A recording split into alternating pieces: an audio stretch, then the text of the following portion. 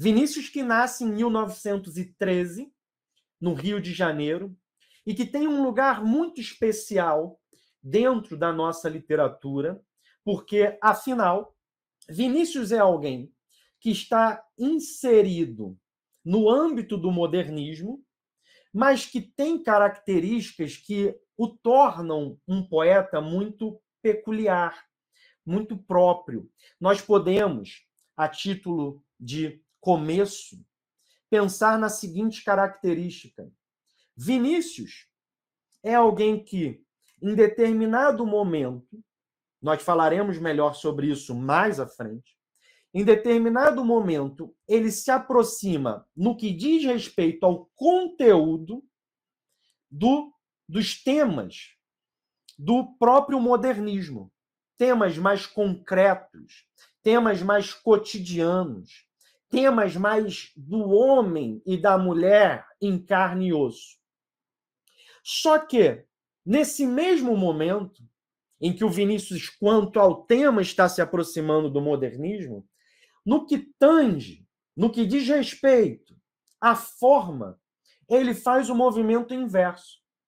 Se nós olharmos o panorama da obra do Vinícius, aliás, acontece uma situação extraordinária, que é a seguinte: quando ele começa, as poesias dele geralmente têm versos livres, o que, de certo modo, o aproximaria do modernismo, no que diz respeito agora à forma.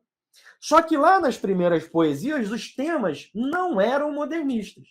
Os temas tinham muito mais de um neossimbolismo. Deus, a mística, a transcendência, o apocalipse, o gênese, a vida depois da morte, o pecado, a santidade, a transfiguração, Jesus. Só que vejam, a forma estava, digamos assim, mais solta, mais fluida, o conteúdo mais simbolista.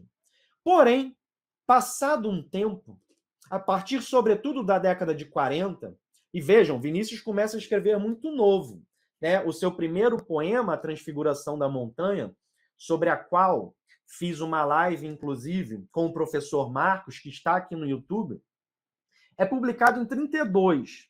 E o primeiro livro, Caminho para a Distância, é de 33. Então, ele publica o seu primeiro livro com 20 anos.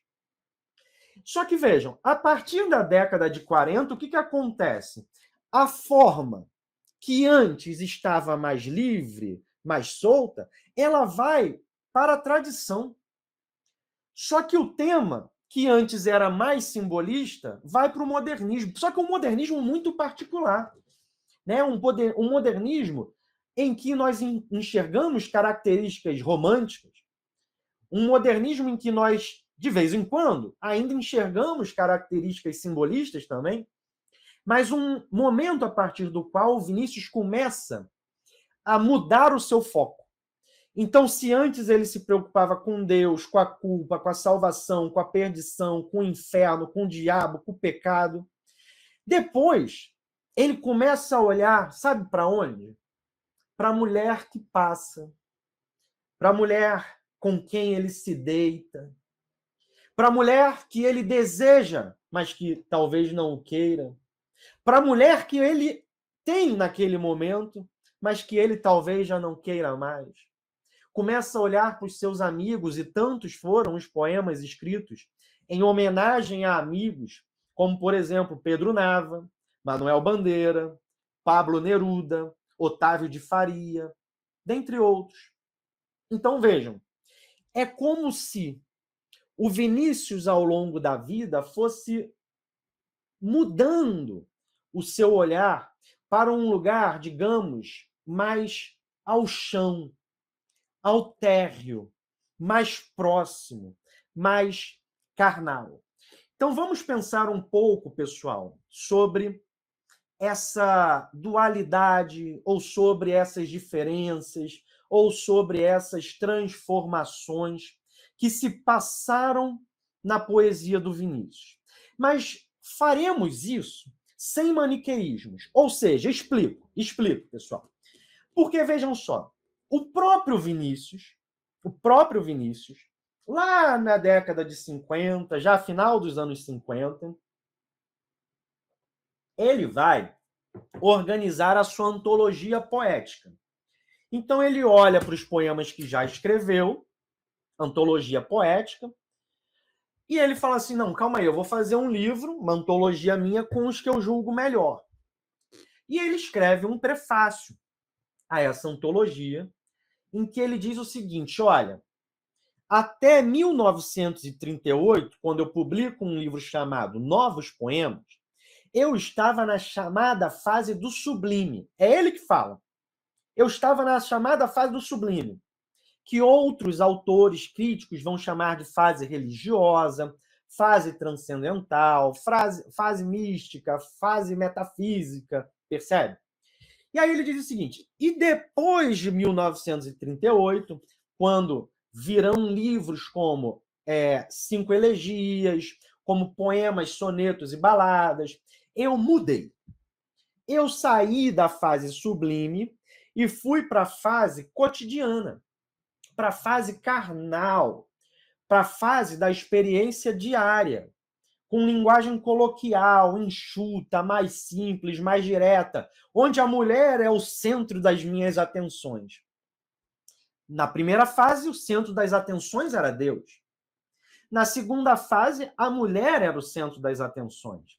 Só que vejam, a depender do que você compreende como paixão, tanto o contato com Deus quanto o contato ou a experiência com a mulher podem ser contemplados. Como assim, professor? Ora, o que Jesus passou não é chamado de a paixão de Cristo? Porque paixão tem a ver justamente com sofrimento. Patos, que vai dar origem também à patologia, ou seja, a doença, o sofrer, o adoecer. Então, vejam, a paixão de Cristo. Mas a paixão também pode ser por alguém. Então, é uma palavra que comporta em si uma série de possibilidades semânticas, de possibilidades compreensivas. Então, vejam que quando Carlos Drummond de Andrade diz que Vinícius foi o único poeta brasileiro que viveu como poeta, o único poeta brasileiro que viveu como poeta. O que é viver como poeta? Não é ganhar dinheiro com poesia, não. É ter uma vida poética. É encarnar no dia a dia, na realidade biográfica, aquilo que ele puser em versos. E Drummond completa. Vinícius foi o único poeta brasileiro que viveu como poeta e que viveu sob o signo da paixão. E quando nós olhamos as duas fases do Vinícius, essas duas fases ditas por ele, é uma categorização que é da própria lavra do Vinícius, nós percebemos que a paixão está contemplada em ambas as fases.